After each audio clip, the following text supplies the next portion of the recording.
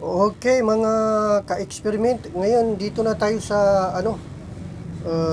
installation ng mga yung driver ng motherboard natin. Okay, lagay natin ito yung kanya motherboard natin,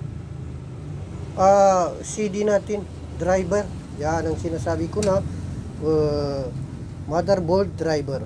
Okay, tulak na natin guys, sira-sira na yung kanya natin. Yan. Tingnan natin. Hindi niya tinatanggap.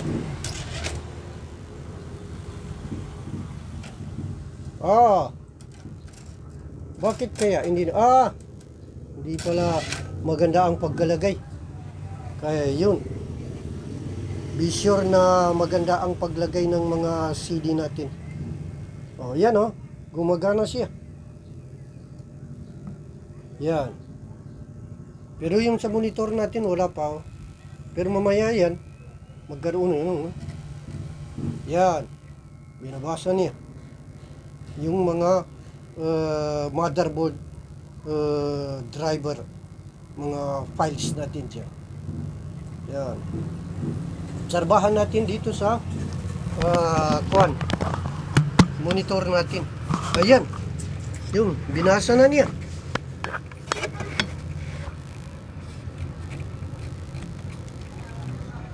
Yan na siya. Binasa na niya. Tingnan natin, loading. Naglo-load siya. Maraming mga files dito. Yun. Pero, hindi natin install lahat. Yung mga kakailanganin lang.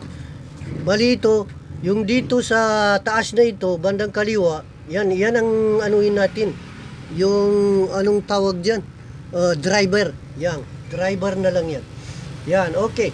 Ito Google toolbar, hindi natin install yan. Hindi naman ito pwede gamitin ng internet. Mabagal, hindi kaya. Ito lang ang Intel chipset driver. Yan ang mga dyan sa mga chipset na yan. Yan ang i-update niya. Okay, pindutin natin. Click. Then, hintayin natin. Yan nag-react na siya. Installing the driver, i-install na niya. I-update niya yung mga system ng chipset. Inuulit ko, demo lang ito para magkaroon kayo ng idea.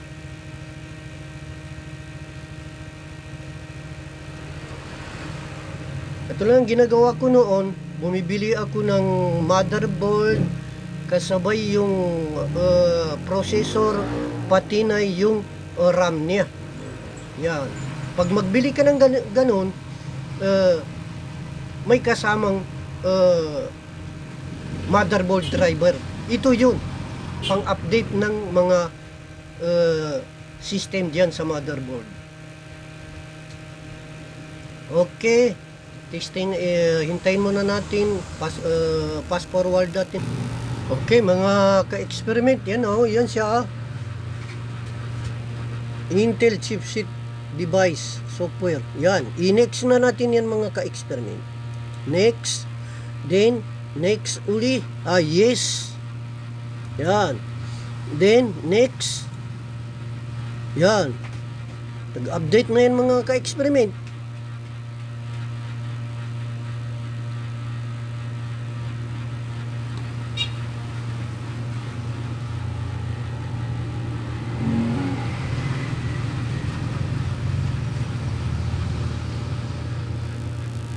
Fast forward natin ng konti. Okay, mga ka-experiment, nandiyan yung next natin, ine-next natin. Then, yan. Meron dito, yes or no. Pag yes mo yan, ibig sabihin, yung computer mo mag-restart. Hindi mo na tayo mag-restart. Kasi ang layunin niyang pag-restart na yan para mag-take effect yung mga in-update natin doon. No muna tayo, para isang beses lang tayo mag-restart. Okay, then no, yan kita ninyo yung no dyan, yan. Then, finish. Yan. Tapos na yun, chipset. Dito naman tayo sa audio driver. Yung audio driver na yan, yung para sa sound. Dahil yung pan natin, naglagay na tayo ng ito, yung speaker natin, oh, sira-sira lang.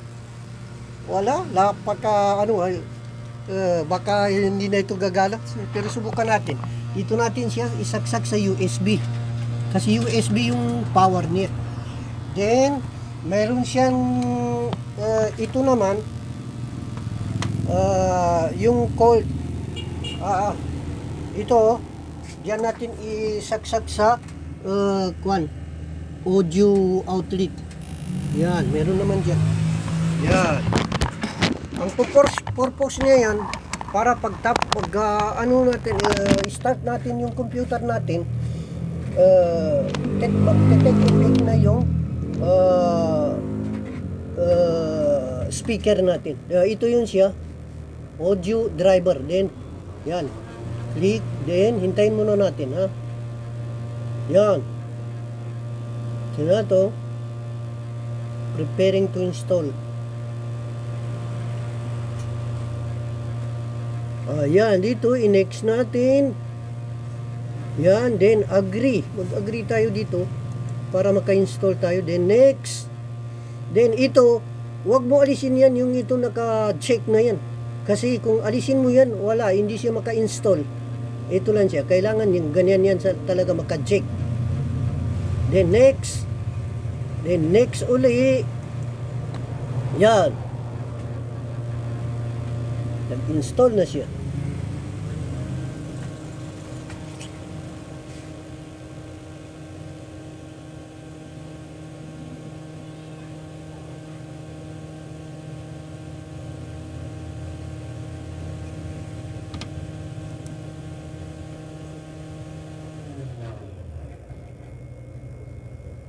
Zero % pa.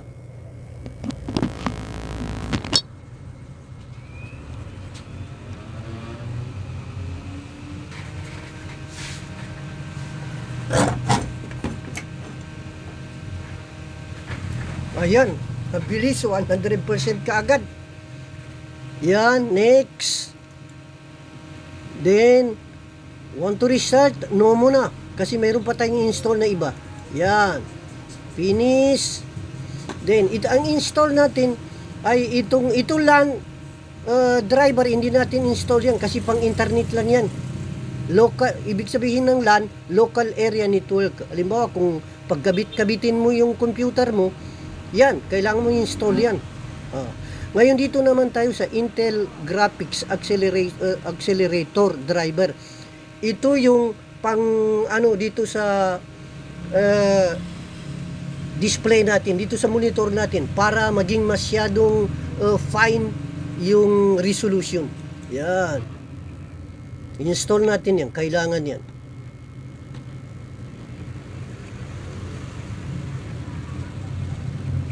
Hintayin muna natin siya, mga ka-experiment.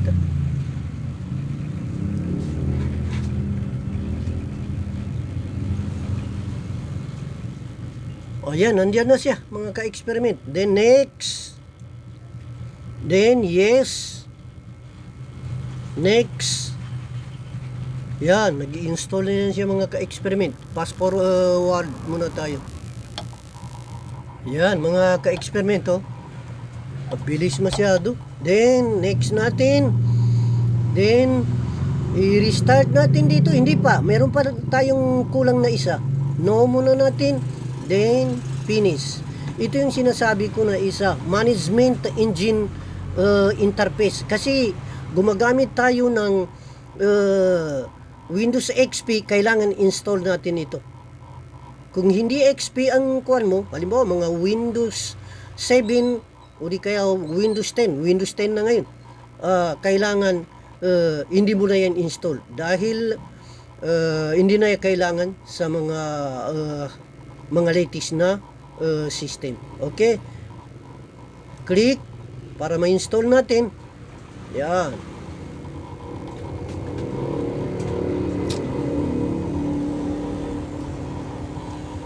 Oo, mabilis masyado. Yan, then next. Yes. Then next.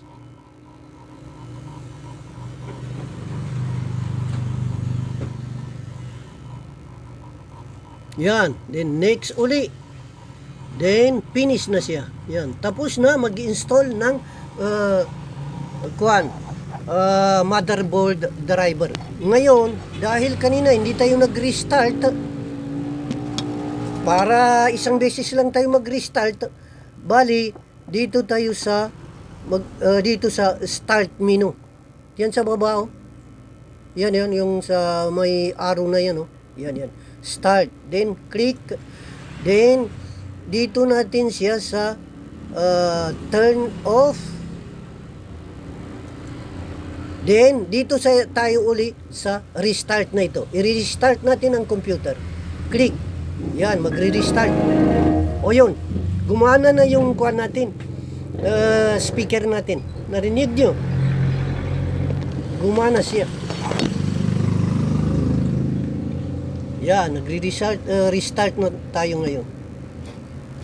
Okay. Yan, nagre-restart na siya.